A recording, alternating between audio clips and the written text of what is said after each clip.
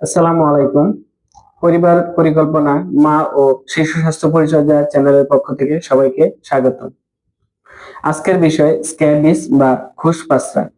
Scabies বা খুসপাসরা কি? Scabies বা খুসপাসরা হলো সারকোপ্টিস স্ক্যাবি নামক ক্ষুদ্র মাইট দ্বারা সৃষ্ট একটি সংক্রামক ত্বকের অবস্থা।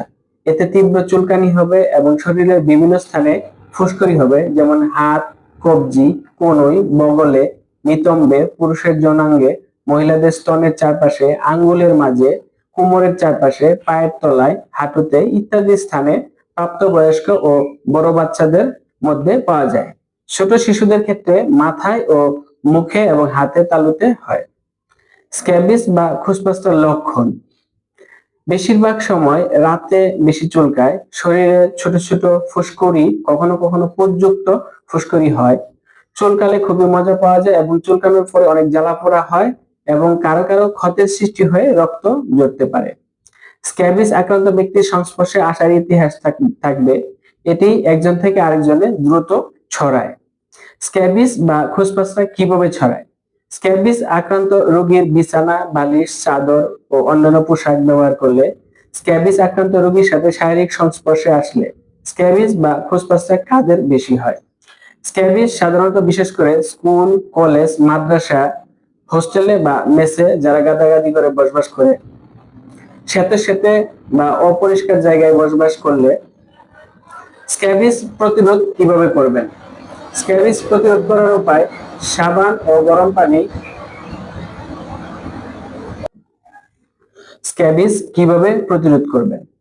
স্ক্যাবিস প্রতিরোধ করার উপায় হচ্ছে পরিধেয় সকল কাপড় চোপড়, বিছানার চাদর, বালিশের কভার, অন্যান্য কাপড় চোপড় প্রতিদিন ধৌত করতে হবে এবং উচ্চ তাপে শুকাতে হবে। সম্ভব হলে আয়রন বা ইস্ত্রি করে ফেলতে হবে। স্ক্যাবিস আক্রান্ত ব্যক্তির সংস্পর্শে আসা যাবে না এবং স্ক্যাবিস আক্রান্ত ব্যক্তির পরিধেয় পোশাক পরিচ্ছদ পরা যাবে না বা তাদের বিছানায় বসা বা শোয়া যাবে না। স্ক্যাবিস প্রতিরোধ করার আরেকটা বিষয় হচ্ছে যে আমাদের লেপ, তোশক, বালিশ প্রতিদিন রোদ্রে শুকাতে হবে।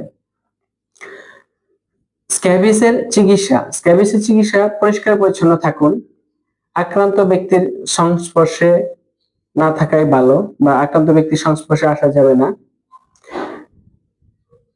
চিকিৎসার জন্য আপনি পারমেথ্রিন ক্রিম, যেটা ফার্মেসিতে পাওয়া যায়, প্যারোসা, লরিক্স অথবা স্ক্যাবেক্স ক্রিম নামে, এটা ইউজ করতে পারেন।